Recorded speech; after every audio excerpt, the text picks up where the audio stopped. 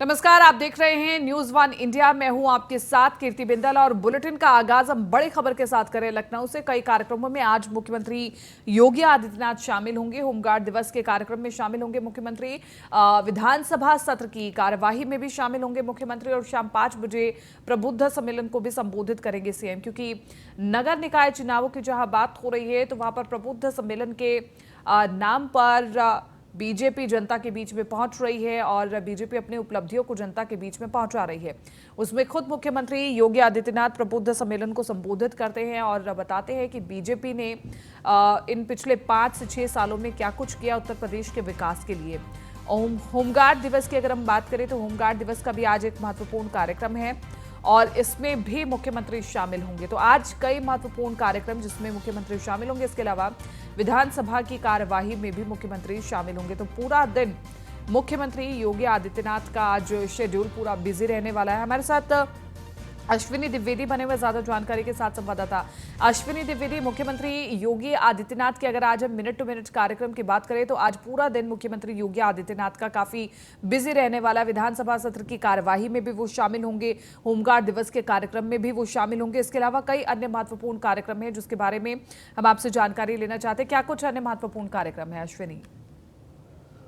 बिल्कुल, मुख्यमंत्री योगी आदित्यनाथ के आज कई महत्वपूर्ण कार्यक्रम हैं, जिसमें सबसे पहला कार्यक्रम 9:45 का मुख्यमंत्री आवास यानी कि 5 कालिदास मार्ग पे होगा, जिसमें होमगार्ड दिवस के मौके पर तमाम जो होमगार्ड से जुड़े हुए अधिकारी हैं वो मौजूद रहेंगे। डीजी होमगार्ड मौजूद रहेंगे। इसके अलावा तमाम अन्य लोग मौजूद रहेंगे। निश्चित तौर पर इस दौरान तमाम जो साहसी काम करने वाले होमगार्ड विभाग के लोग हैं उनको मुख्यमंत्री के द्वारा सम्मानित किया जाएगा। उसके बाद जो दूसरा कार्यक्रम 10 बजे का है, बाबा भीमराव अम्बेडकर जयंती परिनिर्वाण दिवस आया और इस मौके पर मुख्यमंत्री उनको पुष्पांजलि अर्पित करेंगे। बाबा साहब की जो प्रतिमा है वहां पर पहुंचेंगे मुख्यमंत्री, वहां पर पुष्पांजलि अर्पित करेंगे। उसके बाद जो जहां पर अस्थि कलश उनका परिसर जो बना हुआ है अम्बेडकर जी का, वहां पर पहुंच के कार्यक्रम में शिरकत करेंगे। उसके बाद 11 बजे मुख्यमंत्री जो सदन की कार्रवाई है, शीतकालीन सत्र चल रहा उसमें शिरकत करेंगे। और सबसे ज्यादा एक महत्वपूर्ण कार्यक्रम शाम 5 बजे मुख्यमंत्री का लगा हुआ, जिसमें प्रबुद्ध जन जो लोग हैं उनको संबोधित करेंगे, उस कार्यक्रम में शिरकत करेंगे। सबसे महत्वपूर्ण कार्यक्रम है क्योंकि कल देखा गया, कल ही के दिन जो तमाम जो अध्यक्ष पद के लिए, निकाय के अध्यक्ष पद के लिए जो चुनाव होने हैं उनके लिए आरक्षण जो था उसकी घोषणा कर दी गई। निश्चित तौर पर उसके बाद कहीं ना कहीं सभी राजनीतिक पार्टियां एक एक्टिव हो चुकी हैं और चुनावी प्रचार को शुरू करने की जुगत में हैं। लेकिन बात करेंगे भारतीय जनता पार्टी की रणनीति की, तो शायद उससे बेड़ा पार पाना किसी भी पार्टी के लिए आसान नहीं होगा, क्योंकि जो चीजें दूसरी पार्टी अब सोच रही है भारतीय जनता पार्टी वो शुरू कर चुकी है। अभी देखा गया कि मुख्यमंत्री ने तमाम जिलों के दौरे किए थे। जो वो जिले थे जो नगर निगम इस समय मौजूदा समय में उत्तर प्रदेश में 17 नगर निगम है और लमसम 8 से 9 नगर निगम वाले जिलों का दौरा मुख्यमंत्री कर चुके हैं, जिसमें गोरखपुर शामिल था, अयोध्या शामिल था, प्रयागराज शामिल था, झांसी, गाजियाबाद, फिरोजाबाद, अलीगढ़, मेरठ, ये तमाम जिले शामिल थे जहां मुख्यमंत्री लगातार गए और वहां की जनता को, वहां के लोगों को करोड़ों रुपए की सौगात देकर आए। आज लखनऊ की बारी है, लखनऊ के लोगों को सौगात मिलेगी। आज लमसम 1813 करोड़ की परियोजना, लमसम 200 से ज्यादा परियोजनाएं हैं जिनका लोकार्पण शिलान्यास मुख्यमंत्री के द्वारा किया जाएगा। निश्चित तौर पे ये बड़ा मौका होगा उत्तर प्रदेश की राजधानी के वासियों के लिए, क्योंकि यहाँ पर तो तमाम विकास काम चलते रहते हैं, लेकिन सबके बावजूद भी आज मुख्यमंत्री इस विशेष तौर पर जिन परियोजनाओं का उद्घाटन करेंगे वो कहीं ना कहीं उत्तर प्रदेश जो राजधानी है लखनऊ उसके लोगों के लिए राहत वाली होंगी। निश्चित तौर पर शाम 5 बजे मुख्यमंत्री तमाम प्रबुद्ध जन होंगे, उनको संबोधित करेंगे और कहीं ना कहीं उत्तर प्रदेश में पिछले 5 सालों में उत्तर प्रदेश सरकार ने क्या क्या किया, कानून व्यवस्था को लेकर के कौन कदम उठाए गए, क्योंकि इस उत्तर प्रदेश की सबसे बड़ी समस्या कानून व्यवस्था थी। चाहे पूर्वांचल की बात करें या पश्चिम की बात करें, कहीं ना कहीं माफिया राज, गुंडा राज हावी था, लेकिन इस चीज को कोई भी नकार नहीं सकता, चाहे वो सत्ता दल पार्टी के लोग हों या फिर विपक्षी पार्टी के लोग हों। हर किसी का कहना कि हाँ वाकई में कानून व्यवस्था पर काम हुआ। उसी का नतीजा है कि बड़े बड़े माफिया आज जेल में हैं, सैकड़ों की संख्या में इनकाउंटर हुए, 44 अरब से ज्यादा की संपत्तियां जो हैं जब्त की गई। निश्चित तौर पर ये कहीं ना कहीं आज जब इन चीजों का जिक्र करेंगे तो आने वाले समय में जब निकाय चुनाव के लिए वोटिंग होगी तो निश्चित तौर पर उसका इसका असर पड़ेगा। जी, और इन तमाम उपलब्धियों के पीछे वजह यह है कि मुख्यमंत्री योगी आदित्यनाथ अपने आप को इतना बिजी रखते हैं और तमाम बड़े कार्यक्रमों में शामिल भी होते हैं और इसलिए आज उत्तर प्रदेश किस स्तर पर पहुंच पाए। ठीक है अश्विनी, आपसे हम आगे भी जानकारी लेंगे और इसी के साथ साथ हम आगे बढ़ रहे हैं। बात करें अगली महत्वपूर्ण खबर की लखनऊ से। पीजीआई ट्रॉमा में शुरुआत के 24 घंटे होगा मुफ्त इलाज। पीजीआई के एपेक्स ट्रॉमा सेंटर में घायलों का मुफ्त इलाज होगा। पीजीआई को सरकार की ओर से व्यवस्था करने के निर्देश दिए गए थे। पीजीआई ने भी मुहर लगाई। एसओपी जारी की जा रही है और पहले 24 घंटे मुफ्त में इलाज होगा, फिर संस्थान के नियमों के अनुसार शुल्क देना होगा। अब तक मुफ्त इलाज की सुविधा सिर्फ लावारिस मरीजों के लिए ही थी। तो बड़ी खबर हम आपको बता रहे हैं, पीजीआई ने भी मुहर लगा दी है। एसओपी तैयार की जा रही है। पहले 24 घंटे में मुफ्त में इलाज होगा, फिर संस्थान के नियमों के अनुसार शुल्क देना होगा। अब तक मुफ्त इलाज की सुविधा सिर्फ लावारिस मरीजों के लिए ही थी, लेकिन ये बड़ा बदलाव है कि पीजीआई ट्रॉमा में शुरुआत के 24 घंटे मुफ्त इलाज होगा। कोई भी रोड एक्सीडेंट होगा या फिर कोई भी एक्सीडेंट जिसमें कोई मरीज घायल होता है तो उसका इलाज पहले 24 घंटे में मुफ्त किया जाएगा और उसके बाद आगे उस पर शुल्क लागू होगा। अश्विनी द्विवेदी हमारे साथ बने हुए ज्यादा जानकारी के साथ संवाददाता। अश्विनी द्विवेदी, एक बड़ी पहल है और इस पहल के लिए पहले पूरा वर्कआउट इसमें करना होगा, पूरा प्लान इसमें तैयार करना होगा और तभी मरीजों को पहले की 24 घंटे में जो घायल मरीज हैं उन्हें मुफ्त इलाज दिया जाएगा और उसके बाद शुल्क आगे जारी किया जाएगा। इसको लेकर के क्या पूरी प्रक्रिया है, किस प्रकार से तैयारी चल रही है? निश्चित तौर पर बताएं आपको, किसी भी कोई दुर्घटना होती है तो उस व्यक्ति के लिए जो दुर्घटना में घायल होता है या फिर उसकी समस्या होती है उसके लिए शुरुआत के 24 घंटे बेहद ही महत्वपूर्ण होते हैं। ये डॉक्टर भी कहते हैं कि क्या अगर कोई दुर्घटना होती है, एक्सीडेंट होता है, 24 घंटे काफी महत्वपूर्ण होते हैं। लेकिन अमूमन देखा जाता था कि लोग जब ट्रॉमा सेंटर्स में मरीज को लेकर जाते थे तो कहीं ना कहीं वो पैसों की जुगत करने में लगते थे, जिससे कहीं ना कहीं जो मरीज था उसके इलाज में देरी होती थी। इन चीजों का ऑब्जर्वेशन किया गया। मुख्यमंत्री ने खुद चीजों का संज्ञान लिया और उसके बाद निर्देश दिया था कि पीजीआई जैसे जहां अपेक्स ट्रॉमा सेंटर है, हाईटेक ट्रॉमा सेंटर है, वहां पर ऐसी व्यवस्थाएं की जाएं कि शुरुआत के जो 24 घंटे होते हैं और वहां उस समय में आज कोई भी घायल आ रहा है, परेशान आ रहा है, मरीज आ रहा है तो उसको पहले इलाज दिया जाए, उसके बाद 24 घंटे के बाद जो शुल्क होता है वो लागू किया जाए। निश्चित तौर पर इसके बाद पीजीआई ने भी इस पर गहन अध्ययन किया और उसके बाद इस पर मोहर लगाई गई पीजीआई की ओर से। एसओपी तैयार की जा रही और अब जो भी कोई घायल जो पीजीआई के अपेक्स ट्रॉमा सेंटर में पहुंचेगा वहां पर पहले 24 घंटा उसका इलाज होगा। उस दौरान उसको कोई भी शुल्क नहीं देना पड़ेगा। 24 घंटे के बाद निश्चित तौर पर जो सामान्य प्रक्रिया होती है अपेक्स ट्रॉमा सेंटर की, जो शुल्क होता है वो उसका भुगतान करना पड़ेगा। निश्चित तौर पर एक बड़ा कदम है आम जनता को लेकर के, क्योंकि कहीं ना कहीं शुरुआत में कोई परेशानी होती तो हाय तौबा मस्ती है, उस दौरान व्यक्ति होता है एक सामान्य तौर पर परेशान होता है और शायद ऐसा मौका होता है कि पैसे का इंतजाम करने में उसको समय लगता। इन्हीं चीजों को सरकार ने समझा और समझने के बाद में एक बड़ी पहल सरकार की ओर से की गई। पीजीआई को निर्देश दिया गया लखनऊ को और उसके बाद पीजीआई ने भी उसका संज्ञान लिया। अब आने वाले समय में जो पहले 24 घंटे होंगे अपेक्स ट्रॉमा सेंटर पीजीआई में, वो लोगों के लिए कहीं ना कहीं उतना दर्द नहीं देंगे, उतना परेशान नहीं करेंगे जितना पहले करते थे। हालांकि अभी तक ये सुविधा जो थी फ्री सुविधा इलाज की 24 घंटे की, वो सिर्फ लावारिस मरीजों के लिए होती थी निश्चित तौर पर, लेकिन अब सामान्य तौर पर कोई भी मरीज पहुंचेगा उसके लिए सुविधा उपलब्ध रहेगी। जी बिल्कुल, यानी कि सरकार का सीधा लक्ष्य है कि इलाज सर्वोपरि और उसके बाद आगे की जो तमाम प्रक्रियाएं रहेंगी उस पर कार्य होगा। ठीक है अश्विनी, शुक्रिया तमाम इस जानकारी के लिए और बातचीत के लिए। बहरहाल अब सरकार इस पर काम कर रही है और इस पूरे प्रोजेक्ट को कैसे उतारा जाए इसके ऊपर सरकार काम करे। आगे बढ़ रहे, मथुरा में आज हाई अलर्ट मोड पर है पुलिस प्रशासन, इसलिए क्योंकि हिंदू संगठनों के ऐलान के बाद मथुरा में हाई अलर्ट किया गया है। अखिल भारतीय हिंदू महासभा ने बड़ा ऐलान किया है। शाही ईदगाह में हनुमान चालीसा पढ़ने का ऐलान किया गया। श्री कृष्ण जन्मभूमि के गर्भगृह में पाठ का बड़ा ऐलान किया गया है। प्रशासन ने पूरे शहर में धारा 144 लागू कर रखी है। सुरक्षा के चलते भारी संख्या में पुलिस फोर्स तैनात की गई है। शहर में ड्रोन कैमरे से निगरानी रखी जा रही है और ये पुलिस प्रशासन के ऊपर एक बड़ी जिम्मेदारी कि एक अगर बड़ा संगठन ये कहता है कि हम शाही ईदगाह में हनुमान चालीसा का पाठ पढ़ेंगे तो वहां पर पूरे माहौल को शांतिपूर्ण बना करके रखना, इसके अलावा कोई शरारती तत्व माहौल को खराब ना करे उन पर नजर बनाए रखना, ड्रोन के माध्यम से नजर रखी जा रही है। इसके अलावा साइबर सेल्स भी एक्टिव हैं गगन पंडित हमारे साथ बने हुए हैं ज्यादा जानकारी के साथ। संवाददाता फोन लाइव बने हुए हैं हमारे साथ। गगन पंडित, हिंदू संगठनों की ओर से ये ऐलान किया गया कि शाही ईदगाह में नमाज पढ़ी जाएगी और उसके बाद पुलिस प्रशासन पूरी तरह से एक्टिव हो गया है। अगर आप वहां पर मौजूद हैं तो आप हमें पहले तस्वीरें दिखाइए कि किस तरह से पुलिस प्रशासन एक्टिव है, और इसके अलावा कब हिंदू संगठन कह रहे हैं कि वो हनुमान चालीसा पढ़ेंगे और उन्हें पढ़ने की क्या इजाजत दी गई है, क्या इस पर पूरी जानकारी स्पष्ट करें।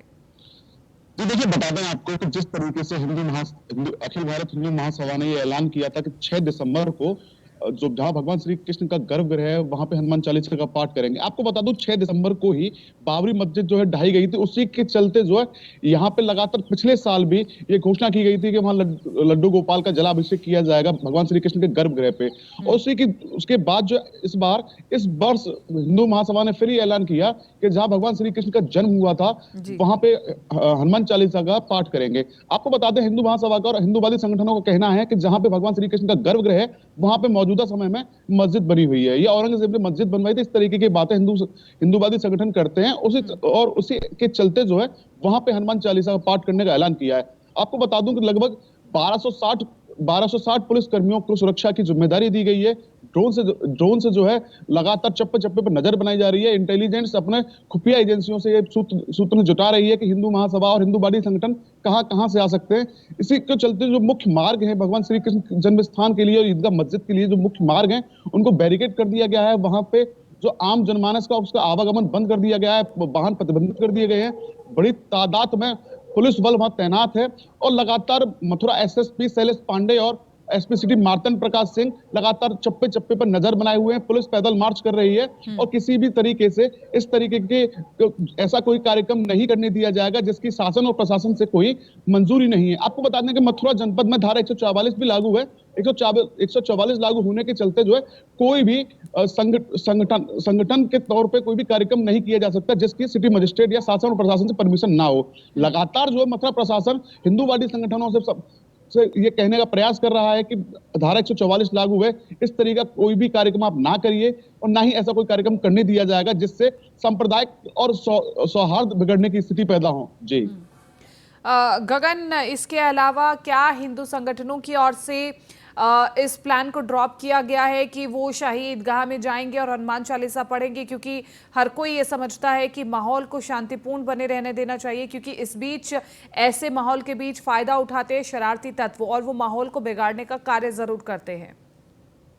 जी देखिए, लगातार मथुरा प्रशासन जो है हिंदूवादी संगठनों से संपर्क करने की कोशिश कर रहा है, उनसे समझाने का प्रयास कर रहा है किस तरीके की आप बयानबाजी ना करिए। लेकिन जो हिंदूवादी संगठन है, आपको बता दें अखिल भारत हिंदू महासभा के राष्ट्रीय कोषाध्यक्ष दिनेश शर्मा जिन्होंने ऐलान किया था कि श्री कृष्ण जन्मस्थान में वह हनुमान चालीसा का पाठ करेंगे। कल उन्होंने एक बयान जारी किया और बयान में कहा कि हम लोग लगातार प्रयास कर रहे हैं कि श्री कृष्ण जन्मस्थान में हमारा पाठ किया जाए, हनुमान चालीसा पाठ किया जाए, लेकिन मथुरा के अधिकारी जो है ऐसा करने से हमारे कार्यकर्ताओं को रोक रहे हैं, पाबंद कर रहे हैं और ये शर्मनाक है। अगर मुझे, ये दिनेश शर्मा ने कहा था, अगर मुझे श्री कृष्ण जन्मस्थान में पाठ करने से रोका गया तो मैं गेट नंबर 1 पे आत्महत्या कर लूंगा। ये बड़ी चुनौती हिंदूवादी संगठनों ने बड़ी चुनौती मथुरा प्रशासन को दे दी है। आज देखने वाली बात ये होगी कि मथुरा प्रशासन किस तरीके से हिंदूवादी संगठनों को रोकने में कामयाब हो पाएगा। बिल्कुल जी, ये अपने आप में एक बड़ा सवाल बना हुआ है। बड़ी स्थितियां पे लगातार प्रशासन नजर बनाए हुए है। गगन, आत्मदाह जैसी अगर चेतावनी दी जाए तो ये सीधे सीधे तौर पर प्रशासन के ऊपर एक दबाव बनाने की कोशिश की जा रही है, लेकिन इस बीच प्रशासन इस पूरी तमाम गतिविधियों को कैसे रोकता है, ये प्रशासन के ऊपर बड़ी जिम्मेदारी होगी। गगन, बहुत बहुत शुक्रिया तमाम इस जानकारी के लिए और बातचीत के लिए। आगे बढ़ रहे हैं मैनपुरी से अगली खबर आपको बता दी। ईवीएम मशीन को सपा के कार्यकर्ताओं ने पकड़ लिया। गाड़ी में ले जाई जा रही है ईवीएम की मशीन को पकड़ा और अवैध रूप से ईवीएम ले जाए जाने का सपा कार्यकर्ताओं ने आरोप लगाया। बिना पुलिस फोर्स के ईवीएम की मशीन लेकर के जाई जा रही थी और कार्यकर्ताओं ने रोड पर नारेबाजी भी की है। तो लगातार समाजवादी पार्टी मौजूदा सरकार पर धांधलेबाजी का आरोप लगा रही है और मनमानी करने का आरोप लगा रही है। इसके अलावा ये तस्वीर भी निकल करके सामने आ रही है। सवाल इसलिए उठ रहा है कि एक प्राइवेट गाड़ी में बिना किसी पुलिस फोर्स के सील बंद ईवीएम कैसे लेकर के जाई जा सकती है। समाजवादी पार्टी के कार्यकर्ताओं ने इसकी तस्वीर बनाई है, वीडियो बनाई है और अब लगातार कल भी सपा डेलीगेशन चुनाव आयोग से मिला था और इसके अलावा शिकायत की गई थी, लेकिन चुनाव आयोग केवल तथ्यों के आधार पर ही जांच करता है। अब जिस तरह से तस्वीरें निकल कर के सामने आ रही है तो उसमें बड़ा सवाल यह है कि क्या चुनाव आयोग अब इन तमाम तस्वीरों पर संज्ञान लेगा या फिर कोई कार्रवाई करेगा, ये सबसे बड़ा सवाल है। कासगंज से अगली खबर हम आपको बता रहे, तेज रफ्तार बस ने बाइक को टक्कर मारी। सड़क हादसे में एक की मौत हो गई है, 2 लोग घायल बताए जा रहे हैं। पुलिस ने मृतक के शव को पोस्टमार्टम के लिए भेजा। हादसे में गंभीर रूप से घायल पति पत्नी को जिला अस्पताल में भर्ती करा दिया गया है। ढूलना थाना क्षेत्र के महावर गांव के पास की घटना बताई जा रही है। तो बड़ी खबर हम आपको बता रहे हैं, एक बड़ी दुर्घटना हुई है जहां पर सड़क दुर्घटना बताई जा रही है। एक यात्री की मौत हो गई है, 2 गंभीर रूप से घायल बताए जा रहे हैं। हादसे में गंभीर रूप से घायल पति पत्नी को अस्पताल में भर्ती कराया गया है। ढूलना थाना क्षेत्र के महावर गांव के पास की घटना बताई जा रही है। तेज रफ्तार बस ने बाइक को मारी टक्कर। हादसे में गंभीर रूप से घायल पति पत्नी को जिला अस्पताल में रेफर कराया गया है। सड़क हादसे में एक की मौत हो गई है, 2 लोग घायल बताए जा रहे हैं। तो बड़ी खबर हम आपको बता रहे हैं, पुलिस ने मृतक के शव को पोस्टमार्टम के लिए भेज दिया है।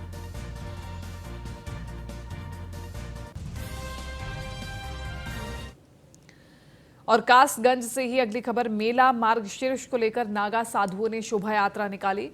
शोभा यात्रा निकालकर हरिपद गंगा में शाही स्नान किया गया। नागा साधुओं के अखाड़ों ने हैरत अंगेज करतब दिखाए। तीर्थ नगरी सोरो में जुटे हैं कई प्रांतों और अखाड़ों के साधु संत। मेला मार्गशीर्ष में हर साल हजारों साधुओं का जमावड़ा लगता है। मेला मार्गशीर्ष में तमाम साधु संत पहुंचते हैं। काफी बड़ा ये मेला लगता है और इस मेले में हजारों की संख्या में श्रद्धालु पहुंचते हैं। विशेषकर साधु संतों की अगर हम बात करें तो साधु संत शाही स्नान करते हैं और शोभा यात्रा निकालकर हरिपदी गंगा में स्नान किया गया, शाही स्नान किया गया नागा साधुओं की ओर से।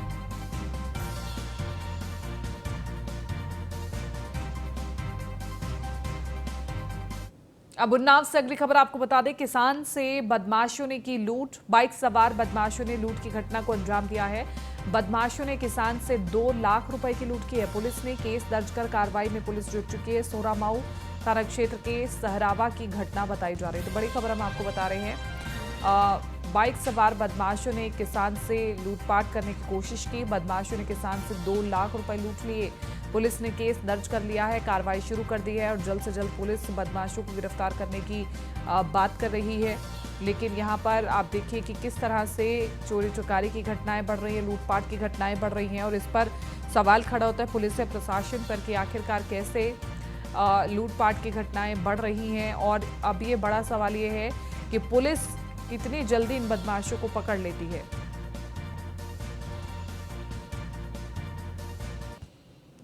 अमरोहा से अगली खबर आपको बता दें, पुलिस और बदमाशों में मुठभेड़ हुई। बीती देर रात तिगरी रोड पर मुठभेड़ हुई है। भैंस चोरी कर भाग रहे थे बदमाश। पिकअप समेत कई भैंस को पुलिस ने बरामद किया है। मुठभेड़ में 2 बदमाश और 1 सिपाही को गोली लगी है। कोतवाली गजरौला इलाके का ये पूरा मामला बताया जा रहा है। स्लग मुठभेड़ एंकर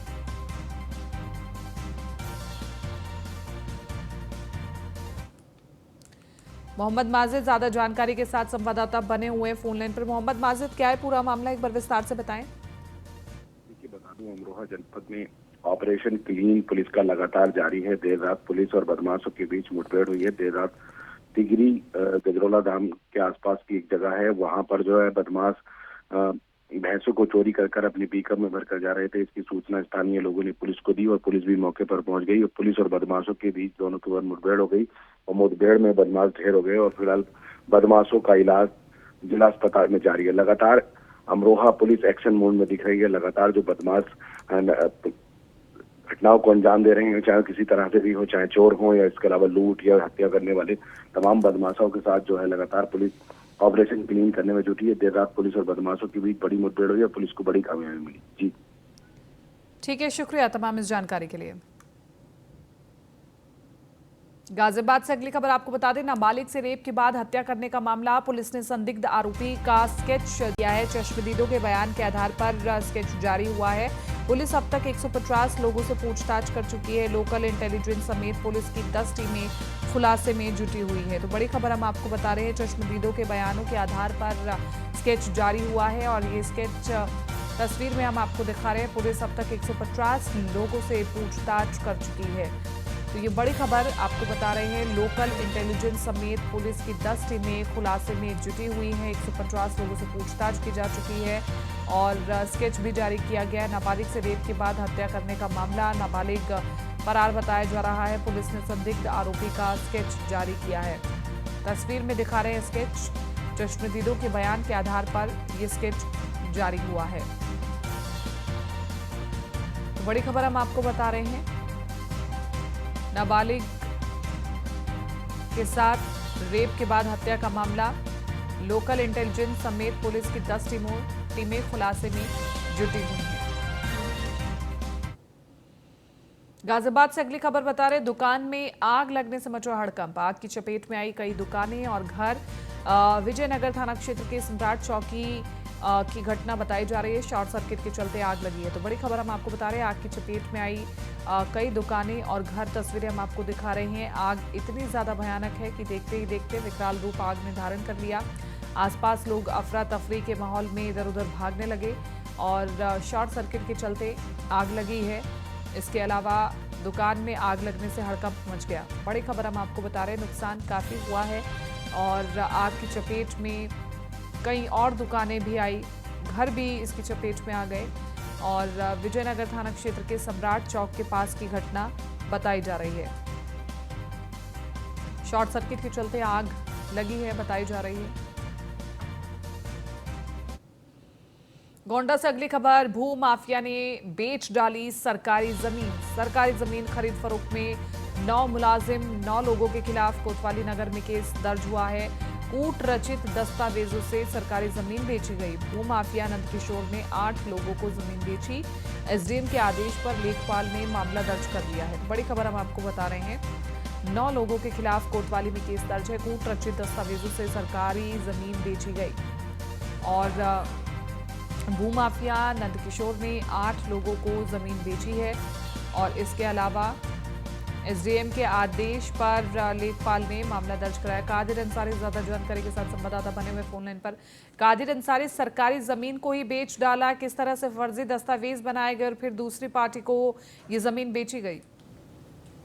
गोंडा में कूट रचित तरीके से इतने कई मामले ऐसे निकलकर सामने आए जिसमें जो है दस्तावेज तैयार करके सरकारी जमीन जो है बेच डाली गई और जिस तरीके से फर्जी पैनामे का मामला खुलने के बाद में अब परत दर परत जो है निकलती जा रही है और जो भू माफिया है उनकी जो फहरिस्त है उस फहरिस्त पर नाम जुड़ते चले जा रहे हैं और लगातार कार्रवाई देखने को मिल रही है। जिस तरीके से डीआईजी की सूचना पे जो है एफआईआर दर्ज हुआ, तो अब लगातार जो तस्वीरें हैं वो निकलकर सामने आ रही हैं। जो भू माफियाओं ने जिस तरीके से गड़बड़ झाला किया है उसकी पोल खुलती चली जा रही है और अब भू माफियाओं की गोंडा में खैर नहीं है और लगातार जिस तरीके से देखा जाता है कि सरकारी जमीनों में भी, सरकारी जमीन को भी ये लोग बेच डालते हैं और अब लगातार जो एफआईआर का है वो दौर शुरू हो गया है और इन पर शिकंजा कसना चालू हो गया है। तो भू माफियाओं पर जिस तरीके से गोंडा में कार्रवाई हो रही है अभी और भी कड़ी निकलकर सामने आएगी, क्योंकि जिस तरीके से एसआईटी जो है जांच कर रही है और लगातार जो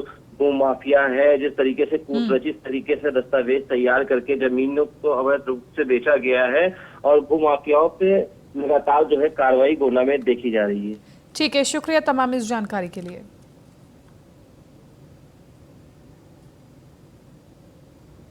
फिलहाल बुलेटिन में मेरे साथ इतना ही। दीजिए इजाजत, नमस्कार।